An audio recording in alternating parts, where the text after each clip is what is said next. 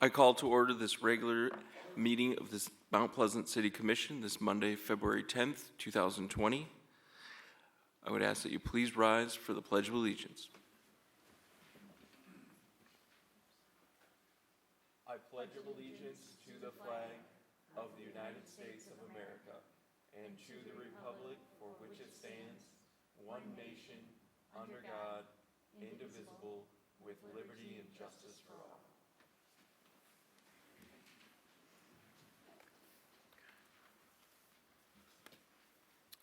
Clerk, has the roll been taken? It has. We actually have a few missing tonight. Commissioners Gillis, Tolis, and Lalone are ill tonight, so just 4 tonight. Okay. First, we are introducing and swearing in our newest Mount Pleasant police officer, Jason Haynes.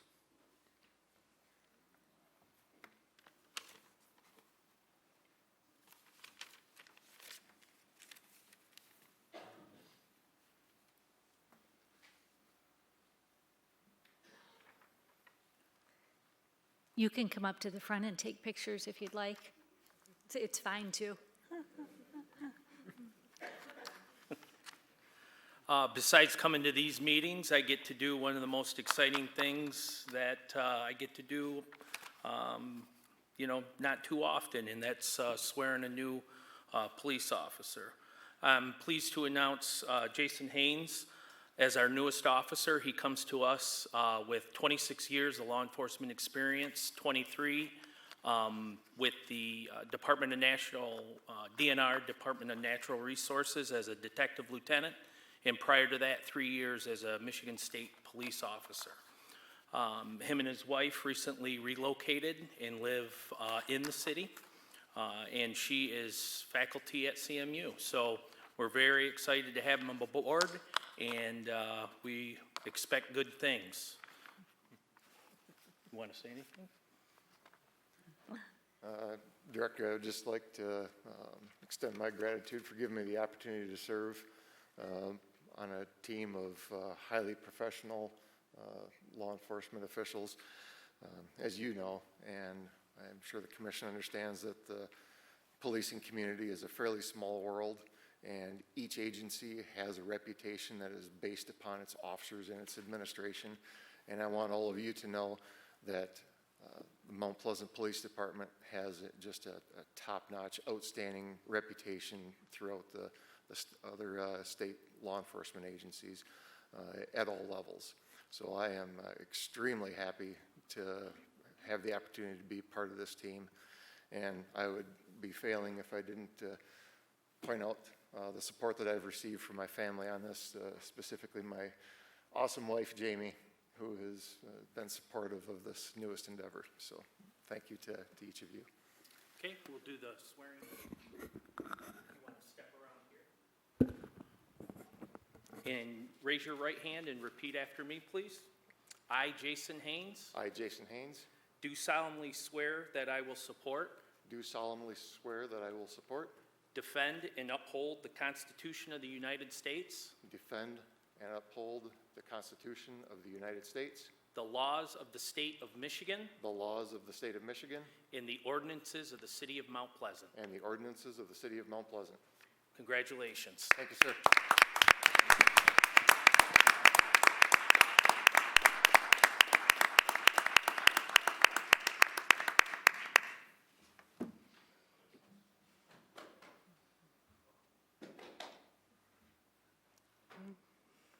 Thank you for your service to our community. Next, I will be reading a proclamation in recognition of the 100th anniversary of the United States League of Women Voters.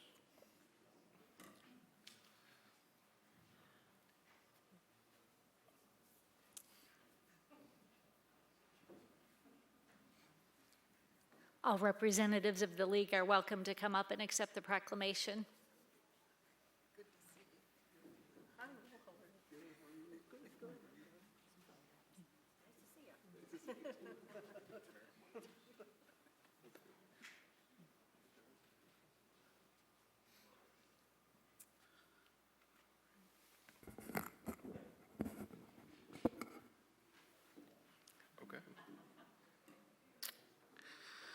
Whereas, the League of Women Voters was founded in 1920 as a mighty political experiment by the foremothers of the suffragist movement at the National American Women Suffrage Association. And whereas, their goal was to help 20 million women who were granted the right to vote by the 19th Amendment understand and carry out their new responsibility as voters. And whereas, with the success of this effort and the tireless efforts over the last 100 years to strengthen and uphold its mission to empower voters and defend democracy, the League has become a trusted, nonpartisan grassroots organization. And whereas, the League has sponsored legislation and fought in the courts to protect and strengthen voting rights and access, and for free and fair elections, civil rights, children, community health, and education. And whereas, the League has consistently been noted for its nonpartisan election information, including sponsorship of candidate forums and information on state and local ballot issues, as well as its commitment to register, educate, and mobilize voters. And whereas, the League champions government systems that are open, transparent, inclusive, and equitable. And whereas, the League believes that active and engaged citizens, irrespective of gender, ethnicity, or political affiliation, are the hallmark of democracy. Now, therefore, I, Mayor of the City of Mount Pleasant, do hereby proclaim February 14th, 2020 as League of Women Voters Day in Mount Pleasant, Michigan.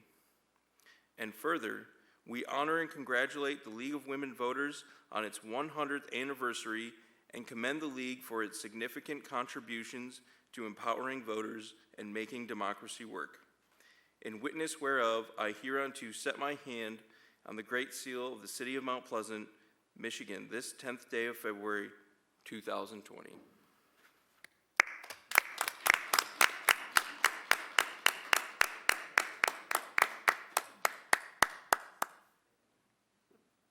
Can you get them all in, or do you need them to squish together? All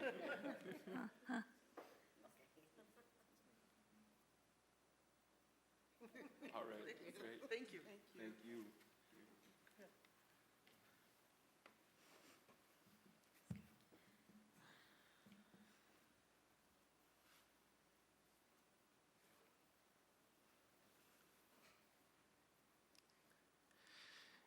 And last but certainly not least, we have a Census 2020 update by our clerk, Jeremy Howard.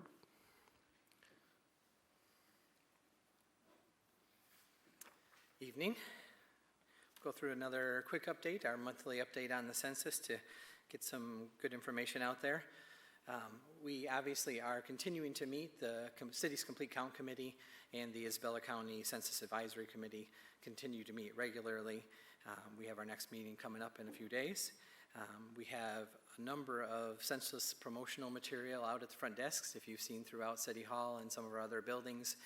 We have some hand sanitizer and chapstick out at the front desks. And strangely enough, the hand sanitizer is going really fast right now with as much as the flu and sickness are going around. So I keep having to refill that one quite often, especially at our high traffic desks. So we're getting the information out there through that promotional material. And we have some additional promotional material that we have ordered as well, and so that'll be coming pretty soon. We also continue to push out information on our newsletters and social media. Watch for those as our PR department continues to push that out on all of our different channels and newsletters, both electronic and print.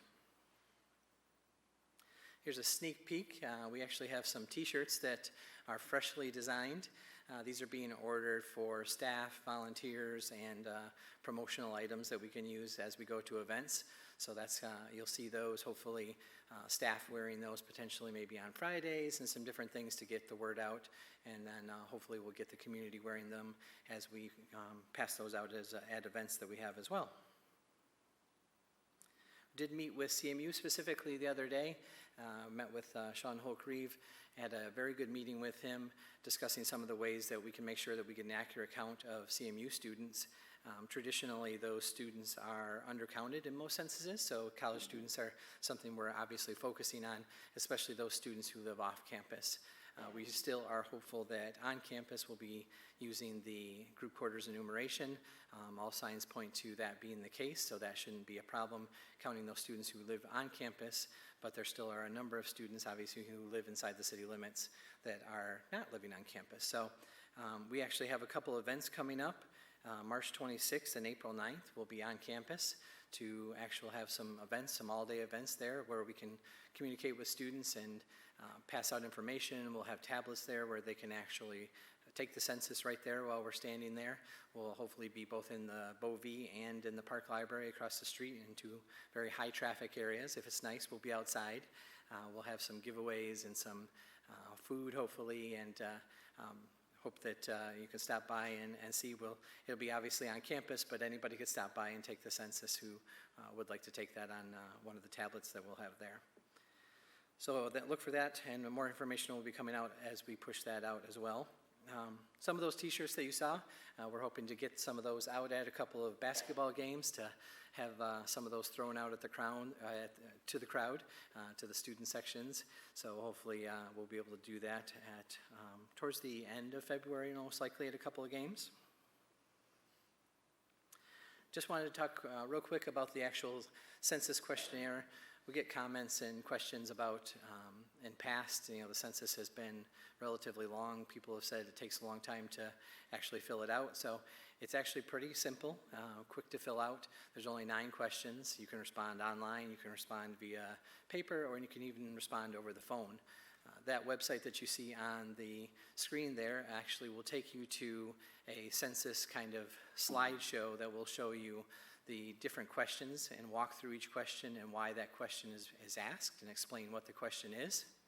So I actually have a picture here. It's on 2 different slides, so this kind of shows you the 9 questions that are on. It's a little small to see up there, but this is just to kind of show you. It's really just 9 questions, pretty simple, asking about who lives where, whether you own your house, what your telephone number is.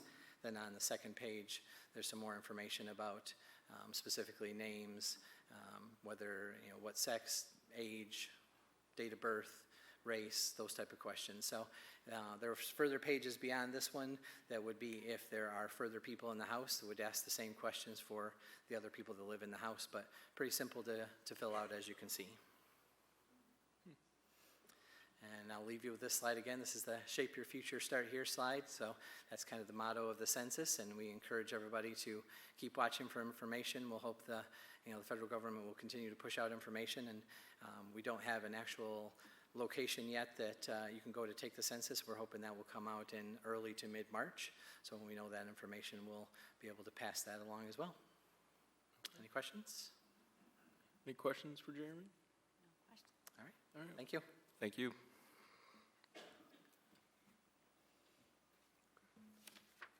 All right. Next, do we have any additions or deletions to the agenda tonight? No. And I think Manager Ridley had a comment. Mayor, I can't ask you to remove it from the agenda because since you're at the minimum for quorum, you don't have enough votes to remove an item from the agenda. But I did want to let you and individuals in the crowd know that we will be recommending when we get to item number 13, which is about the special assessment for the pedestrian lighting, we will be recommending that you postpone taking any action on that item tonight. And the reason for that is in order to move that project forward, at least 5 affirmative votes are needed. So it seemed like it didn't make sense to ask you to vote tonight when you only have 4 people in attendance.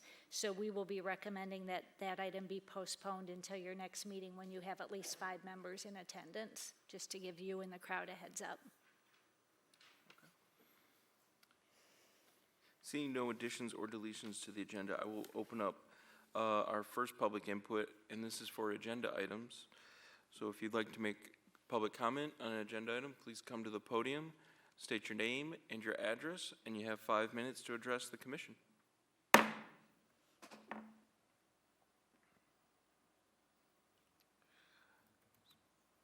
Seeing no one come forward, I will now close the public input. And we have a receipt of our petitions and communications.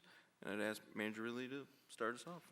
Yes, under this section of the agenda tonight, you have your report on pending items, and attached to that this meeting is also the monthly report we provide on complaints received and the annual report that we provide on vehicle, bicycle, and vehicle pedestrian accidents.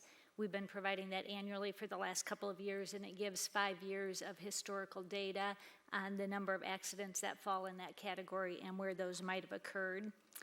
Also this evening, we have the November minutes of the Parks and Recreation Commission, as well as the November minutes of the Economic Development Corporation and Brownfield Redevelopment Authority. And then lastly, there's one correspondence in your packet tonight regarding the special assessment, and that's from Dave Duba, who owns property on Michigan Street, and no additional communications came in after the packet was put together. Okay. I guess I'd just like to add a comment that when you look at our bicycle and pedestrian statistics for the last 5 years, we've had actually a very positive trend that we've had less incidents of bicycle incidents. And so I think that shows that as a city we're becoming more safe for bicyclists. And also we've had, last year we had no fatalities for pedestrians or bicyclists. So I think that's really good data to see. Next on our agenda, we have our consent calendar items. Consent calendar items are items on the agenda that have an asterisk next to them. Do any items need to be removed from the consent calendar tonight? Seeing none, I will ask Manager Ridley to read us off. Yes, we're recommending the approval of the minutes of both your regular meeting of January 27th and your special meeting of February 3rd. And then we have 2 bids for you this evening, both of them related to Island Park. The first one is to install irrigation in our 3 softball fields at Island Park. Even though only 1 bid was received for this project, it was close to the estimated amount and is from a bidder who we've had previous positive experience with. So we're recommending award of the bid to Thalen Turf for $26,800. And I would mention that we received a contribution from the Convention and Visitors Bureau for this project of $10,000. So $10,000 of that will be funded by the CVB, and the other $16,800 will be funded by the city. The second bid is for the replacement of the Vietnam Veterans Memorial Bridge that connects Island Park and Pickens Field, and the installation of a half-mile non-motorized pathway to connect to the existing non-motorized pathway in Island Park, as well as installation of some fitness components along that pathway. This project was originally planned in 2016, and we received a Michigan DNR passport grant to partially fund it, and we've also received allocations from the Saginaw Chippewa Indian Tribe toward the project. Unfortunately, the project was planned in 2016, and you'll recall due to the flooding we had in 2017, we didn't do any new construction projects that year, and some of our other projects got backed up over time so that we could deal with the results of the flood. We had intended to do the project last year, but were delayed in receiving our permit from the DNR, so we finally got it out for bid for construction this year. Because we were using 2016 prices, though, you can imagine that the bids came in a bit over budget as a result of that. And all of the bids came in high, so we knew it was a matter of the change in pricing. And we've worked with the low bidder to reduce a little bit out of the bid price, approximately $20,000, by using standard road grade gravel as the base instead of limestone, and reducing the number of fitness components on the trail. Even with that reduction, though, we're still over budget, so we're recommending that we reallocate some existing funds and then also allocate an additional $34,000 out of the capital improvement fund so we can finally get that project done and fulfill our grant requirements. So we're recommending award of the bid for a not to exceed amount of $414,500 to Isabella Corporation and the appropriate budget amendments that go with that. The next item on the consent calendar is to recommend that you authorize the mayor and clerk to sign a contract amendment with Consumers Energy. And what this contract amendment would do is it would install additional street lighting at the intersections of Pickard and Mission and High. And this project is in the DDA budget this year to increase vehicular safety as well as pedestrian safety. And we would put 8 LED lights at each of those intersections, exactly like what we've done at Mission and Broomfield, Mission and Bellows, and Mission and Preston. So we're recommending authorization to sign that contract to get that work done this fall. And the next item on the consent calendar is we're recommending an amendment to the assessing contract we have with Cookie Property Services for our assessing services. Currently, Mr. Cookie is in our actual physical offices 2 days a week and is in the field in Mount Pleasant 1 day a week, and then does all of the necessary work to carry out our assessing functions, whether he's in Mount Pleasant or at a different location. As they reviewed the contract this year, because of how available he is to us over the phone and via email, we believe that having 2 office days is likely no longer necessary. And so we're recommending we change the contract so he's only in the office 1 day per week. And then commensurate with that, we would adjust the amount we pay under the contract by $10,000 per year. So we're recommending you authorize the mayor and clerk to sign the amendment for the contract. And then lastly, the standard payrolls and warrants. I would entertain a motion to approve the consent calendar items as presented. Moved by Commissioner Ronan. Do you need to say the word? Does he need to say? That we approve the consent calendar as presented. Thank you. I'll second. Second. Any discussion? All those in favor, please vote by saying aye. Aye. And those opposed, the same. So that is unanimous. Next on our agenda is a public hearing. Public hearing to amend section 112.03 of chapter 112, medical marijuana facilities, in title 11 of the Mount Pleasant City Code, and consider approval of the same.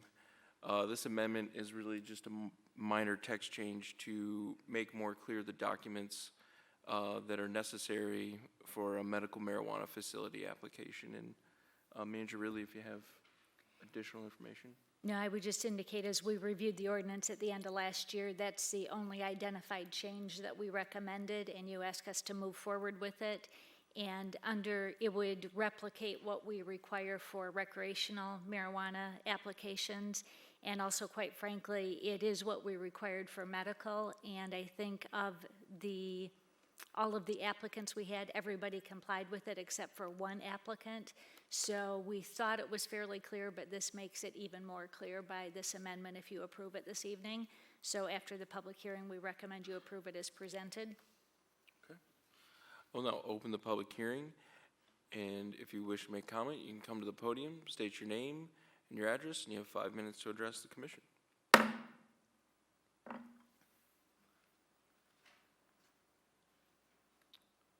Seeing no one come forward, I will close the public hearing.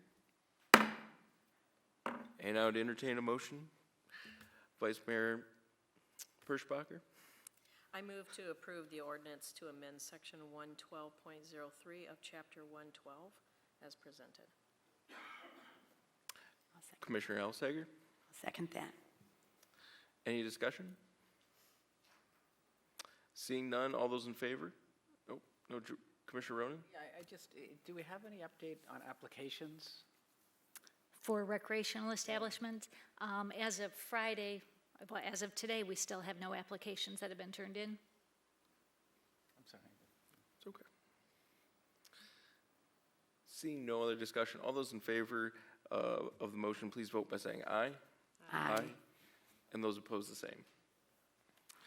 That is unanimous. Next on our agenda is a public hearing on the Michigan Economic Development Corporation Infrastructure Resiliency Grant application for a wastewater treatment plant, and to consider approval of the same. Manager Riley, do you have any comments? Yes, our DPW staff has been working on a grant application through this program, and it's actually community development block grant monies that are available through MEDC. And one of the grant requirements is to hold a public hearing before the grant is submitted. And the grant we've been working on will cover projects that have been planned over the next couple years in our capital improvement plan. And more specifically, it includes the rebuilding of both of our digesters at the wastewater treatment plant. The current engineering estimates for these rehabilitations is actually much higher than what we had originally planned in our capital improvement plan. So the grant will be very important for our ability to get the necessary work done. The grant request will be for $1.7 million and will be required to match at least 25% of that. We expect, based on the estimates, that we will be matching more than 25% of it, but we're hopeful that our grant will be looked favorably upon by MEDC and hope to be able to report to you that it's been awarded to us. But before we can get to that point, we need you to hold the public hearing and then authorize the resolution and plan as presented.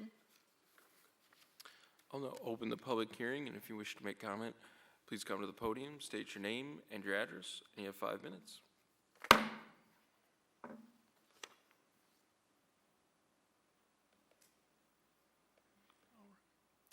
Seeing no one come forward, I will close the public hearing.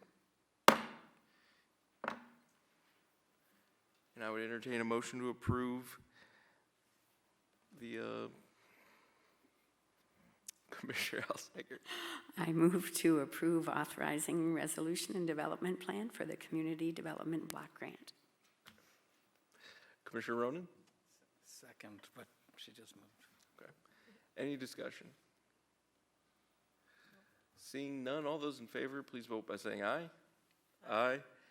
And those opposed, the same. All right, so that is unanimous. All right. Next on our agenda is item number 13, which is to consider Resolution 3 as postponed from our previous meeting, which is on the necessity of a special assessment project for District 1 2020, which concerns pedestrian lighting on Michigan Street. Manager Riley, did you have any comments? Not other than what I said before. We're recommending you postpone it until your next meeting, where hopefully you'll have more than 5 in attendance. Okay. I would entertain a motion to postpone. Vice Mayor Perschbacher? I motion to postpone the resolution number 3 for the special assessment, though I would preferred to have gotten that handled tonight. But obviously with 4 people, we can't do that because we need 5 positive votes. So I've moved to postpone that.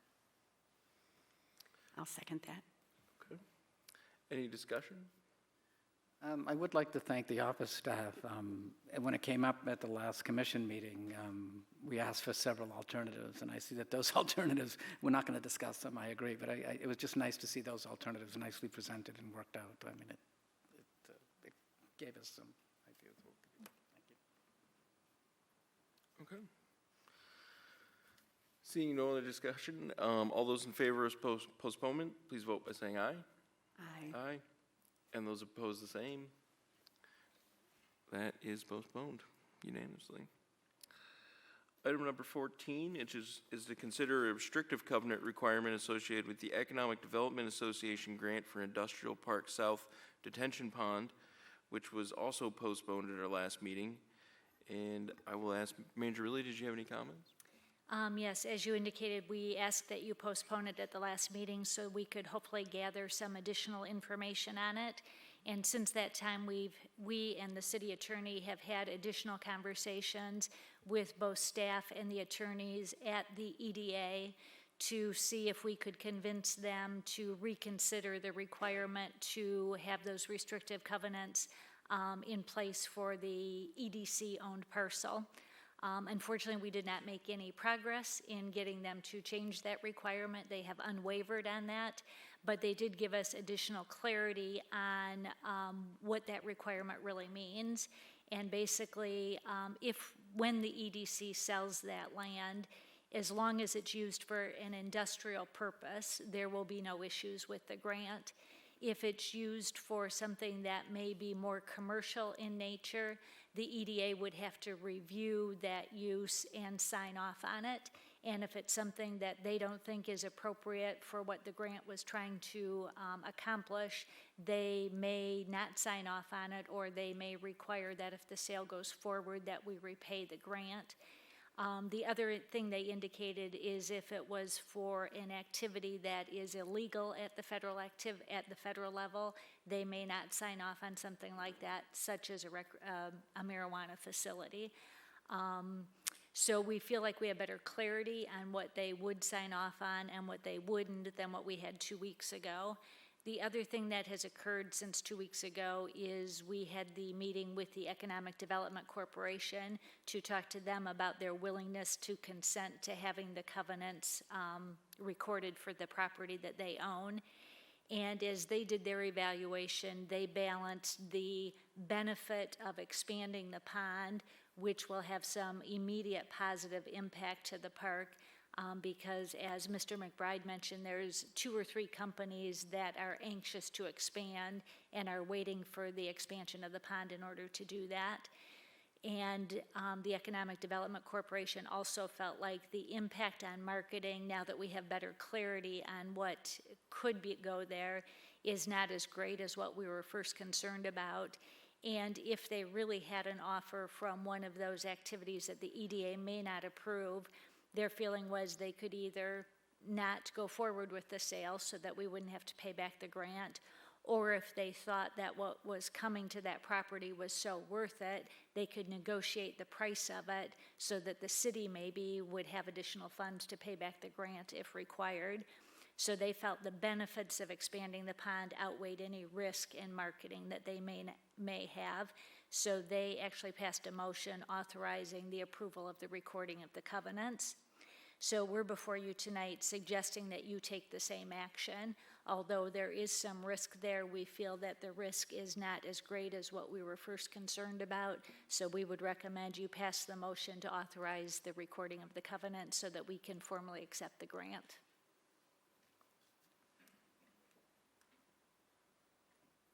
Commissioner Alsager? I move we approve the covenant as presented. Commissioner Ronan? I second. Discussion? I'm a city representative on the Economic Development Corporation. I would reiterate the comments that Manager Ridley had, that the EDC board felt it was better to move forward, and that the businesses that are currently there will have more opportunity to expand their operations and increase their hiring, and that's really the goal of the EDA, is to increase high-level jobs, and that's what we have in the South Industrial Park, and that if a future sale were to come and the EDA had issues with it, that we would deal with that at that time, and they were willing to move forward and felt that was the best.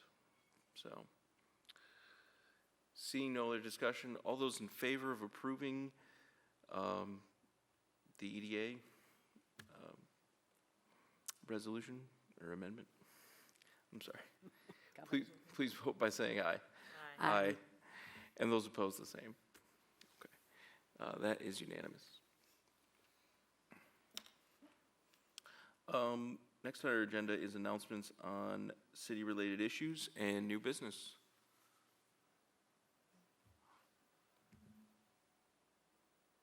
I'm just going to give another plug for ICRH. It's pretty cold out there and a lot of snow, and we're always looking for volunteers for Isabella County's rotating and temporary homeless shelter. And our aim is to provide temporary shelter and a path to sustainability for our guests. So if you have the time or resources to donate, we really appreciate it, and you can visit icrhouse.org. Seeing no other announcements or city-related business, I will open up our public comment on any items that are city-related. So if you'd like to come up to the podium, state your name and your address, and you have 5 minutes to address the commission.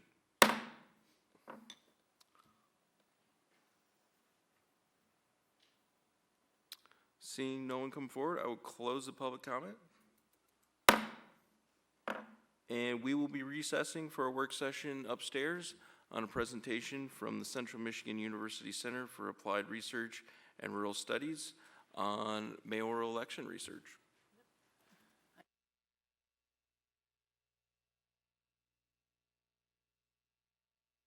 Okay, we'll start off our work session from a presentation from CARS. And From Ampo? The mic? oh yeah, It should pick you up. Okay, sounds good. okay. Okay. So, hi, my name is Freman Pao. I'm a professor at Central Michigan University, and I'm currently the director for the Center for Applied Research Studies at Central Michigan. And so, in about September, the city commissioned us to look at the mayor election processes in similar sized cities. So, the city office had already identified 18 cities that it believed were very similar to Mount Pleasant in terms of their size and whether they were university city or not, and especially because they use a council manager process for their city governance. And so we looked at 18 cities, and the idea was to understand their election process, understand the terms that mayors and commissioners serve, as well as how long they've had those election process, and some of the perceived advantages and disadvantages of the election process they had. And so within the 18 cities, we identified the officials. So the goal was to speak to the city manager for all 18 cities, the mayor, and at least one other commissioner for all of the 18 cities. And so we sent letters out to, we actually identified a mayor and 2 commissioners, as well as the city manager, sent letters out to all of these in October, and then we followed up with phone calls to schedule interviews. We succeeded in contacting 42 out of the 54 officials we wanted. We scheduled 36 and completed 29 of those interviews. So, in terms of what we're looking at for the election process, we had 2 definitions going in. We had what we considered a popular vote, where the mayor was a separate ballot on the election, and this, the electorate actually voted for who the mayor would be. And then we had what was the council vote, which is similar to our system, where commissioners are elected, and then the commission decides who the mayor would be. During the process, we found out that there was another election process we hadn't considered, which was the hybrid system, where there's no mayor on the ballot, but whichever commissioner receives the highest vote automatically becomes the mayor. And so 2 of the cities had that process, where what we are calling a hybrid version, where the commissioner with the highest votes became the mayor. And we had cities, so we used commission and council interchangeably because we had cities that called them different things, but they all serve the same process. So we ended up interviewing at least 1 person from 15 of the 18 identified cities. We had 3 cities that did not participate. Out of the 3 cities, 1 of them used the council vote and 2 used the popular vote process. We were able to speak to 13 city managers, 8 mayors, and 8 commissioners during our process. So in terms of the election process, almost everybody we spoke to said, well, we've had this since we became a city, we've had this forever, but we had 2 of the cities that had changed, and they were formerly council vote cities that had changed to a popular vote. And so, for these cities, one that remembered, the city manager remembers the change happening in the 90s, but could not speak to why the change occurred. Whereas there was one change that occurred 8 years ago, where the city manager was able to speak to the process, the advantages and disadvantages discussed, and why they made the change from council vote to popular vote. in terms of terms in the office, the popular vote cities, none of the popular vote cities just had 1 year for the mayor's terms. And we saw that 4 years, we had 3 that had 4 years and 9 that had 2 years. Whereas with the council vote cities, they tend to have shorter terms in office for their mayors as well as their commissioners. In terms of, one of the other things we looked at was the compensation, and there was a wide range of compensation from commissioners being paid per meeting to actually having annual stipends all the way up to 12,000 annual stipend. So these are the perceived advantages and disadvantages that the popular vote mayors, commissioners, and city managers talked about. So with the popular vote, because there is a clear election between who becomes the mayor, most people thought that the city gets more invested in who the mayor is. The mayor is seen as a public figure, the mayor is seen as a spokesperson, and in some ways, especially when there's a tense election going on, they tend to see a better voter turnout during the off years where we don't have a national elections. The mayor elections actually draws people to the vote, to the election, for election. And we had a couple of cities that had a ward system where commissioners were only elected by the wards in which they resided. And so for them, they felt that the only best option for a mayor was to have a citywide vote and have the mayor on the ballot. The main disadvantage that came up was the understanding of who the mayor is when you actually go through that popular election process. Is the mayor is perceived as having more power than what it really entails, because of a lot of most of the voters or the residents who perceive that they are in a strong mayoral form of government where mayors actually have more power and more authority because of that election process. And so a few of the cities actually commented on issues that have arisen because mayors may have made election promises that they may not be able to carry out. And there was one city that was worried because they always seem to have special interest groups that influence their election process in the election of mayors. With the council vote, the main advantage that the officials we talked to mentioned was the idea that commissioners got to see who was the best fit for the mayor and were able to elect a mayor that would serve the true purpose. And also because of the nature of the council vote, the true nature of the position is actually seen, and nobody perceives the mayor as having more authority or power than they truly do have. But then there's the opposite effect of, well, since commissioners are elected not necessarily in opposition to each other, but on the list of the ballot, most people tend to get apathetic about what the council does. And the bigger problem that some of the officials mentioned was having the first thing commissioners do is elect who is going to be their public spokesperson, sometimes can create an adversarial relationship. So we had 2 of the cities where they thought that their processes during the council had been tainted by the election process of the mayor, by the commissioners electing the mayor. So with the hybrid vote system, this was the unique system because of the interest in whoever gets the highest votes. All commissioners appear on the ballot at once, and so that tends to affect continuity because everybody's elected at once.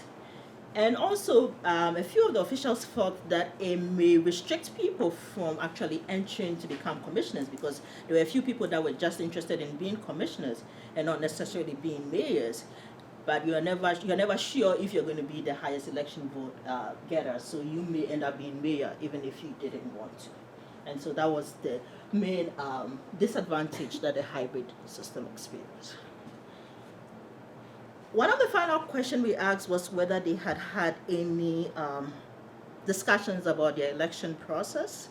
And we had one city that was a council vote city that one of the officials mentioned that there's been a few discussions about changing from council vote to popular vote.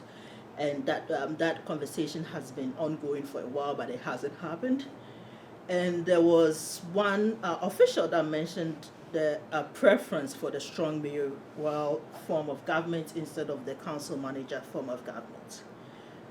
Most of the problems that were happening with the popular vote city was around term limits.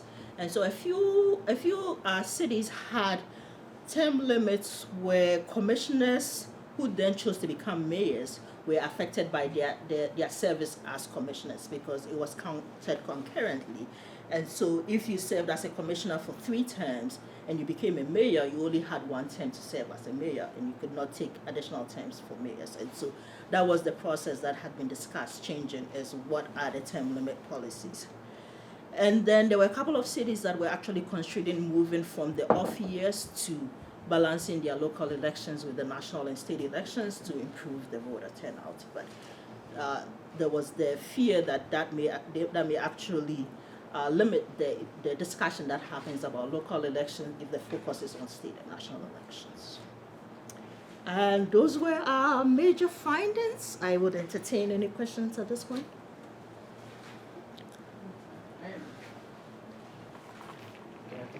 No, please. Because I tend to be impulsive, my reputation precedes me.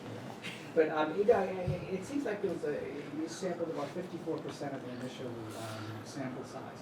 Do you think it was representative? Do you have any sense that changing that sample size hurt anything? Or do you think you get a good judge of I think we missed a couple of cities that were having election problems. And so the idea of discussing elections with anybody at that time was not ready. So there were a couple of cities that, especially because of the time we interviewed, it was right after the election process. And so I do believe and that was one of the things when we're digging into why they were refusing to talk to us. We realized there were newspaper accounts of issues going on within the cities. So that would be the only, beyond that, I would say we got a good representation of the sample. and you feel pretty good about it? I feel- Frim, did you notice any difference in the responses as far as what the city managers saw as advantage and disadvantages versus what the elected officials thought? Nope. Or were their responses fairly They consistent? were very consistent. That was one of the things we were looking out for whether the elected officials were different from the city mayors, but the city managers, but they seemed very consistent in terms of One comment I have is say we would decide we wanted to do it, we would have to change a lot of things about how the commission is elected. It would be more than just one change, it would be many changes. Yeah. Right, Yes. probably. And personally, with George and I just coming on, it's kind of comforting to know that the other 5 of you know what's going on. I kind of like it that way. Right. Yeah, no, right, yeah, I don't, I certainly wouldn't, I mean, having the seats staggered would be fine with anything, right? I mean, we would not want to be elected at the same, because the continuity would be, I agree, yeah, 100%. And you could Right. still have staggered terms, but Right. have the mayor Right. elected. Right, It's just when they're elected right. is different maybe than when the other council people are elected, so it's still Yeah. possible.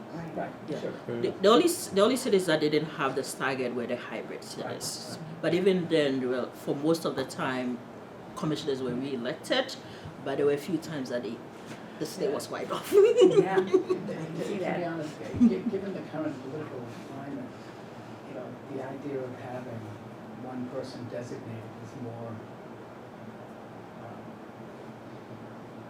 elected mayor or something like that. I don't know, it's different. Changes your perception of it. Yeah. I mean, that's what worries me about more than anything.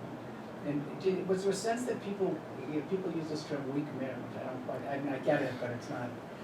Is there some sense that towns go from a weak mayor to a strong mayor, or? There was only one person that discussed the idea of a strong mayor, but most, especially because of the different election process, most of the city officials were very comfortable with having a council manager and a city manager versus having a strong mayor. Because, having it as an administrative position, and that was one of the comments that came up from the popular city was, well, With an elected official, you just get a popularity person, not necessarily somebody who can do the work, and so it becomes a problem. Interesting. Staff, you've been involved in some of these discussions. Do you have any questions for Fran based on the report?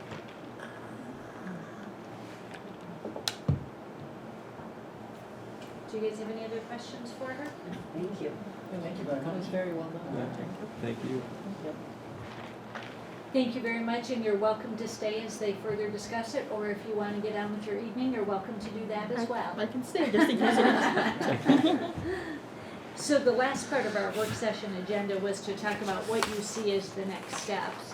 And I think what we had originally envisioned is that the charter committee would get back together again and talk about this report, talk about some of the other evaluation that had been done last year, and then bring a recommendation to the full city commission about whether this is something you want to pursue or not, as far as a ballot initiative.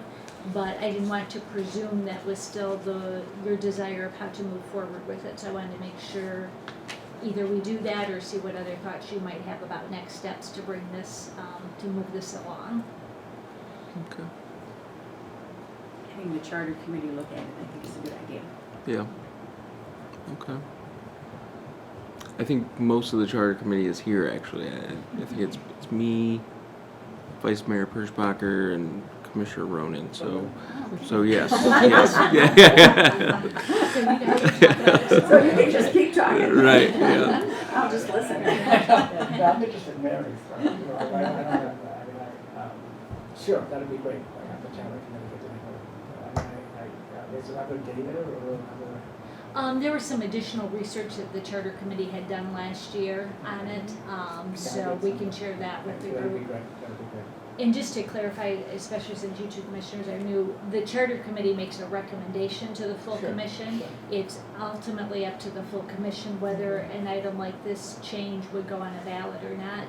But even to get it to a ballot, it's one of those rare issues that requires a supermajority for it to go on the ballot. So assuming the charter committee made a recommendation for a change, it would go to the full commission. 5 of you would have to vote for the approval of it, and then it goes to a ballot, and then everybody who votes in that election decides on the actual change. So you as a commission don't get to make the decision.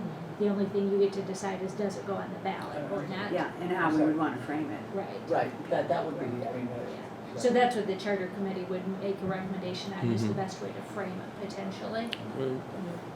And I think, so I was on the charter committee last year with Commissioner Ling and Commissioner Kulik. Get stuck on his first name, but we looked at 2 issues. We looked at the election of the mayor by a popular vote, and then we also looked at changing the terms of office to possibly a 4-year term and staggered elections every 2 years to basically eliminate off-year elections. And so there's a couple of different issues that really the charter committee can look at, and anything else that we potentially decide, so.